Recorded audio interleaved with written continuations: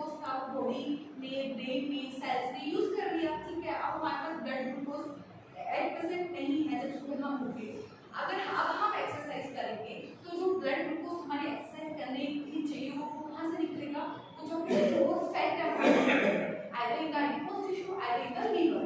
तो हम डाइट के थ्रू आपकी स्टोर फैट को कम कर रहे हैं, हम एक्सरसाइज आपको ऐसे प्रमोट करेंगे, इस तरीके से कर रहे हैं, समझाई जा रही है कि इस तरीके से एक्सरसाइज करनी है, उससे हम स्टोर फैट को कम कर रहे हैं और ऐसी हर्बल मेडिकेशन के ऊपर रखा जा रहा है कि जो कि आपकी इंसुलिन रेजिस्टेंस को ठीक करे, जो फैट वहाँ पर डिपॉजिट हो गया है उसको ठीक करे।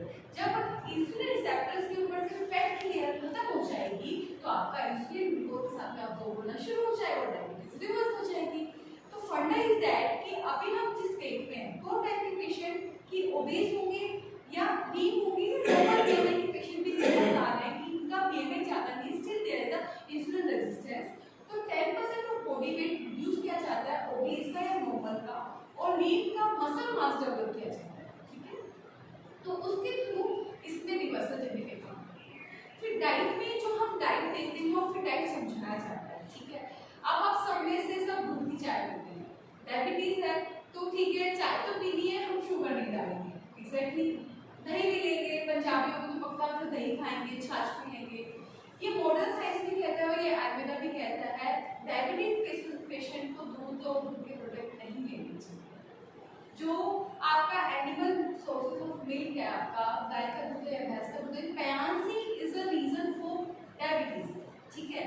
अब यहाँ पर ये भी हटा देना कि आयुर्वेद के ड्रग्स के बहुत सारे प्रिकॉशंस होते हैं कि आयुर्वेद की डॉक्टर ये मना कर देती है, ये मना कर देती है। तो फॉर मोस्ट थिंग कि कभी भी परहेज आपकी दवाई का नहीं होता, परहेज आपकी बीमारी का होता है। आपकी डायबिटीज का रीजन है, डायबिटीज का रीजन है सेडेंटरी लाइफस्टाइल कि हमने खाना खाया और सो गए, हमने एक्सरसाइज बिल्कुल नहीं की, रात के 10 बजे खाना खा रहे हैं जो पच ही नहीं रहा है, ठीक है। हम एक्स्ट्रा कैलोरीज ले रहे हैं बाहर, हम चाट पकौड़ी खा रहे हैं, हम मतलब विरुद्ध आहार खाना खा रहे हैं। और एक हमने बहुत ज़्यादा हमने मिल्क प्रोडक्ट या फिर मिल्क शेक की बात है, मैंने कहा कि दैट इज विरुद्ध आहार। तो मिल्क के अंदर हम एक आयुर्वेदिक अकॉर्डिंग बताया milk is contraindicated in diabetic patient, ठीक है। तो मैं इस 3 मंथ की जो 3 मंथ का डाइट रिवर्सल का मतलब है मैं मिल्क स्ट्रिक्टली बंद करती हूँ, धीरे धीरे टेपर करते हैं। मैं ये नहीं कह रही कि आज पेशेंट मेरे पास आता है कि वो कल ही बंद कर देगा, हम धीरे धीरे टेपर डाउन कराते हैं उसको, इस तरीके से मोटिवेट करते हैं उसको, एलमंड मिल्क भी आते हैं, सोया मिल्क भी लेके आते हैं, पेशेंट करते हैं। जब उनको रिजल्ट मिलते तो पेशेंट करते भी हैं इस चीज़ को। और आपको मेडिकल साइंस की तरफ से मैं आपको बताऊँ तो इंसुलिन गाय का दूध या भैंस का दूध होता है, एनिमल प्रोडक्ट होता है, उसमें इंसुलिन लाइक ग्रोथ फैक्टर होता है, ठीक है, मतलब एनाबॉलिक हार्मोन कि वो उसकी तरह रिएक्ट करते हैं, डायबिटीज को इंक्रीज करते हैं, एनाबॉलिज्म बॉडी के अंदर इंक्रीज कर रहे हैं। और हमें ओबेसिटी वाले पेशेंट के जो करने के अंदर ओबेसिटी है डायबिटीज के अंदर हमें एनाबॉलिज्म को कम करना पड़ता है। तो that's why milk is contraindicated. और थर्ड थिंग, सेकंड थिंग, उसके अंदर एक अल्फा 1 बीटा किसी टाइप का हार्मोन होता है जो कि टाइप 2 डायबिटीज को टाइप 1 डायबिटीज में कन्वर्ट करने की टेंडेंसी रखता है। तो एक चीज सोचिए जिसको 20 साल से डायबिटीज है और वो एलोपैथिक मेडिसिन ले रहा है, किसी डॉक्टर ने नहीं कहा कि दूध नहीं लेना, he is taking the medication, he is controlling his blood sugar, but वो पथ्य आपत्ति का ध्यान नहीं देगा। तो धीरे धीरे जब हम एक पैरामीटर पे आता है तो पैरामीटर प्लस लिब्रोमैटिक कॉम्बिनेशन पे आता है और फिर इंसुलिन पे आ जाता है। तो मतलब इंसुलिन पे आ रहा है इसका मतलब वो टाइप 1 में कन्वर्ट हो रहा है।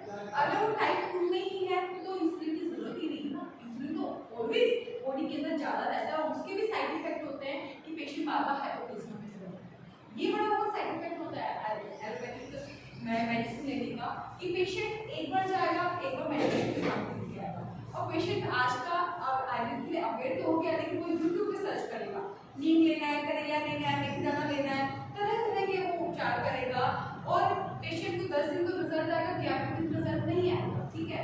अब वो एलोपैथिक मेडिकेशन भी ले रहा है, साथ में आयुर्वेद उपचार भी कर रहा है, तो पेशेंट को खुद को नहीं पता लगता होगा वो हाइपोग्लाइसेमिया में चला गया। हाइपरग्लाइसेमिया जो नुकसान दे रही है, हाइपोग्लाइसेमिया का पेशेंट को डायबिटिक कोमा में जाके पता भी नहीं लगता।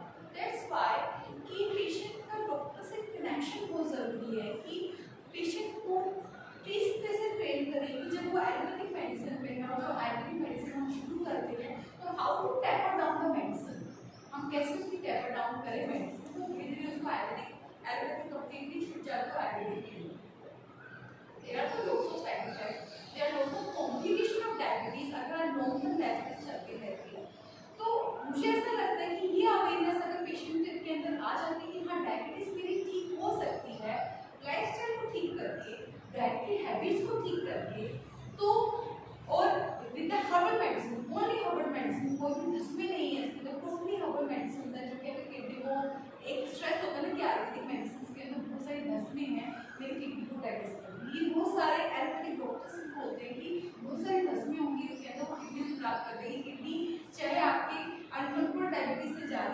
ब्लेम किसको करेंगे? आपने ऐसे ही रैंडमली कोई दवाई ले ली, आपने जाके मेडिकल स्टोर से ले लिया, बस मार्कर्स ले रहे हैं, ये ले रहे हैं, फलां एक रैंडमली ट्रीटमेंट कर रहे हैं। They are not taking the precise treatment कि अब कैसे लेना, अब कैसे लेना है। एक आयुर्वेदिक डॉक्टर ही आपके सिम्टम देख के समझा पाएगा कि अभी आपके बॉडी के अंदर कफ की वृद्धि है या वात की वृद्धि है। क्योंकि जब हम डायबिटीज को ट्रीट करते हैं तो जो प्रोटोकॉल के अंदर हमें मेडिकेशन देनी होती है वो सारी टिक टू साइड बस वाली होती है। और रेगुलरली जो आपका नीम है, आपका जो करेला है, जो आपके मेथी दाने हैं, वो डायबिटीज की शुगर को डाउन करते हैं। लेकिन आपने घरों में भी देखा है 10 दिन तो रिजल्ट दे रहे हैं, 11वें दिन रिजल्ट क्यों नहीं दे रहे? क्योंकि एक लेवल आ चुका है कफ की शय का, जैसे ही बात बढ़ती है आपके नुकसान ज्यादा कर देते हैं। तो you should connect with the doctor कि भी हमें अब किस लेवल पे कौन सी दवाई लेनी है, अब किस लेवल पे कौन सी दवाई। तो रिवर्सल जर्नी। अब एक और चीज है जो कि डायबिटिक पेशेंट के अंदर यूरिनेशन तो बहुत ज्यादा होता है, तो उसको प्यास बहुत ज्यादा लगती है ना, तो पानी सिप बाय सिप पीना चाहिए, घटाकर पानी कभी नहीं पीना चाहिए। एक मिथ है पानी का, सर ने भी पूछा था कितना पानी पीना चाहिए, है ना, कि आपकी यूट्यूब पे आ रहा है कि 5 लीटर पानी पिए, 4 लीटर पानी पिए, मोटे को पतला करना है तो 7 लीटर पानी पिए। तो रीजन ऑफ मिथ है, आपकी बॉडी खुद मांगती है उतना पानी पीना चाहिए। और 3 लीटर पानी का भी कोई कंसेप्ट नहीं है। डायबिटीज पेशेंट के अंदर वैसे ही रस और प्लेग हार्मोन की वैसे ही वृद्धि हो रही होती है, तो डायबिटिक पेशेंट को 1 लीटर से ऊपर पानी नहीं पीना चाहिए। आप प्यास कैसे बुझेगी? प्यास बुझाने का एक तरीका होता है, हम पानी सिप भी करके पी रहे हैं। तो I have taken a SIP,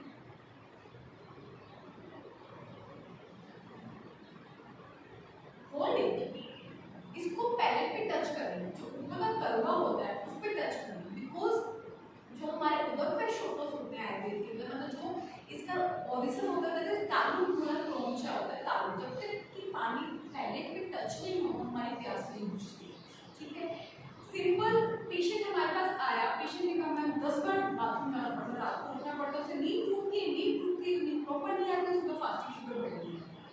हमने पेशेंट को इनिशियली तो मेडिकेशन दी, बट हमने उनको एक तरीका समझाया कि सर पानी इस तरीके से पीना है। पेशेंट नेक्स्ट वीक आता है, मैम मेडिसिन की जरूरत नहीं है, आपने पानी का पीने का तरीका चेंज करने में यूरिनेशन प्रॉब्लम ठीक हो गई। पेशेंट शाम को आके एक गिलास पूरा, मतलब अभी परसों पेशेंट आई कि मैम 900 लीटर नॉर्मल पानी में डायरेक्टली घटाघट पी चाहती हूँ, तो सोचो पानी कहाँ जाएगा? हमारी स्टमक के अंदर एक आग है, डाइजेस्टिव फायर है, यहाँ पर एक आग चल रही है, मैं एक बोतल ऐसे उलट दूंगी तो आग तो बुझ जाएगी नहीं तो कम हो जाएगी। ठीक है, कफश प्रमेय के अंदर अग्निमान में जैसे है और विभागन पानी पिएंगे तो जहाँ पर ये आग है ना वो और बुझ जाएगी। तो दैट्स व्हाई पानी, एक सिप पानी लें, उसको होल्ड करें, पैलेट पे टच करें और फिर देन अनहोल्ड करें, ना तो आपकी डाइजेस्टिव फायर बुझेगी। सेकेंड थिंग, जब वो पैलेट पे टच होगा तो आपकी प्यास बुझेगी, जो कि सिम्टम्स है पेशेंट का। डायबिटिक पेशेंट के बार-बार यूरिनेशन जाना पड़ रहा है, डिहाइड्रेशन हो रहा है, ग्लाइकोसूरिया है, उसको पॉलीडिप्स चल रही है, उसको प्यास भी ज़्यादा लग रही है और उसका जीभ भी ड्राइनेस आती है। जब भी पानी पिए, एक सिप पिए, मुंह में होल्ड रखिए एंड देन, ठीक है। तो diet, exercise and Ayurvedic meditation, मतलब हम एज अ 99% पेशेंट को एश्योरेंस दिलाते हैं कि विद ऑल 3 डायमेंशंस कि हमने डाइटरी बिकॉज क्या पेशेंट को डाइट, हमने उनकी पेशेंट की कस्टमाइज कराई, कस्टमाइज एक्सरसाइज करवाई पेशेंट को कि आपको किस तरीके की जरूरत है। ओबीस पेशेंट को एक्सरसाइज का भी प्रिस्क्रिप्शन बनता है, मैंने सिंपल कह दिया। डायबिटीज पेशेंट यही सोचते होंगे ना कि डायबिटीज होगी चलो भी वॉक शुरू कर दो, मैं तो वॉक कर रहा हूँ डॉक्टर साहब फिर भी मेरी शुगर नॉर्मल नहीं आती, मैं तो 10 किलोमीटर वॉक करके आ रहा हूँ। There is also exercise prescription कि पेशेंट को कितनी एरोबिक्स करनी है, कितनी बैलेंसिंग एक्सरसाइज करनी है, कितनी वेट ट्रेनिंग करनी है और कितना प्राणायाम योगा करना है।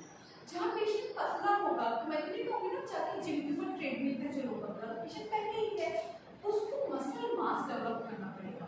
एक्सरसाइज का एक बेनिफिट क्या है, हमारी एक्सरसाइज करती हुई मसल्स को इंसुलिन की जरूरत ही नहीं होती ग्लूकोज और अमीनो एसिड अपटेक के लिए।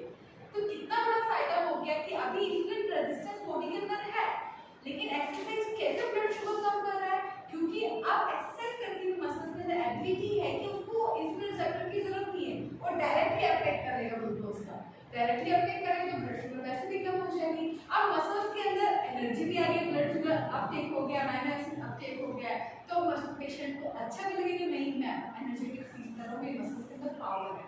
तो जहाँ लीन पेशेंट होता है वहाँ पे वेट ट्रेनिंग करवानी पड़ती है, उसको मसल्स मास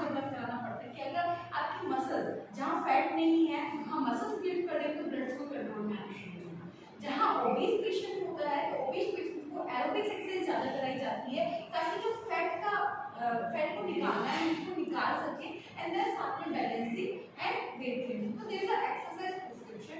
योगा भी कराया जाता है, मेडिटेशन भी, because stress is also a factor for diabetes. Stress रहेगा तो लीवर आपका ज़्यादा शुगर करेगा ना, सिंपैथेटिक सिस्टम। तो एक्सरसाइज करने से हमारे हैप्पी हार्मोन रिलीज होते हैं, डोपामाइन रिलीज होते हैं, ठीक है। तो डोपामाइन जब हमारे हैप्पी हार्मोन्स रिलीज होंगे तो ना हमारा लीवर को ठीक कहेगा कि नहीं हम हैप्पी हैं, स्लीप भी प्रॉपर आती है। तो हम ऐसे दिनचर्या प्रॉपर पेशेंट को देते हैं कि वो आपको पैरों की मालिश करके सोना है, ऐसे धीरे धीरे पेशेंट को अडेप्ट कराया जाता है 3 महीने की स्पान के अंदर, ताकि पेशेंट एक हेल्दी लाइफस्टाइल की तरफ जा सके और अपनी शुगर को रिवर्स कर सके। Totally we are working on insulin resistance. Insulin resistance जैसे बॉडी से ठीक होने लग जाता है वैसे ही आपकी ब्लड शुगर नॉर्मल आना शुरू हो जाती है। And then another 3 month of span, 3 महीने के अंदर ही हम अचीव करते हैं और 3 महीने के अंदर हम पेशेंट को फॉलो अप पे रखते हैं। ऐसा नहीं पेशेंट ऐसे ही जाता है, फॉलो अप पे रखते हैं। आप सबका एक क्वेश्चन होगा ना कि मैम अगर डायबिटीज रिवर्स भी हो गई, अगर आपके इस तरीके से हमने डायबिटीज ठीक भी कर लिया तो क्या ऐसा नहीं कि दोबारा डायबिटीज नहीं होगी? मन में आया या नहीं है डायबिटीज तो क्या लाइफस्टाइल है, ठीक है। अगर हमने 10% ऑफ बॉडी वेट रिड्यूस कर दिया और we are living a healthy lifestyle कि हम सुबह उठ के एक्सरसाइज प्रॉपर जितनी बॉडी को चाहिए, जितनी आपकी बॉडी को चाहिए, सांस फूलना, आपका धड़कन कैसे आता है, वो द लिमिटेशन ऑफ व्यायाम एक्सरसाइज का आपका लिमिटेशन उसके ऊपर नहीं करना। और उसके बाद में हेल्दी लाइफस्टाइल प्रॉपर खाना खा रहे हैं, टाइम से खा रहे हैं, खाना खाने के बाद तुरंत हम सो नहीं रहे हैं, खाना खाने के 30 मिनट बाद हम वॉक भी कर रहे हैं, रात के डिनर और खाने के बीच के प्रॉपर गैप है देयर इज ज़्यादा, और हम एक हेल्दी फूड खा रहे हैं और हम लाइफस्टाइल को वैसे ही मेंटेन करके चल रहे हैं, तो देयर इज अ 101% गारंटी कि डायबिटीज वापस नहीं होगी, ठीक है। हाँ, एक स्पार्ट है 3 महीने का, 90 दिन का, एक एक्टिविटी होगी कि कोई भी हैबिट हम 66 डेज तक अगर अपनाते हैं तो बॉडी की आदत पड़ जाती है, वो हैबिट छोड़ नहीं जाती। और कोई हैबिट आपको डिजीज फ्री कर रही है तो मेरे को लगता है कि आप खुद ही कहेंगे कि मैं क्यों वापस इस डिजीज वाली लाइफ की तरफ जाऊँगा। कोई भी क्वेश्चन इससे रिलेटेड कोई भी क्वेश्चन है, कैसे कौन सी ड्रग्स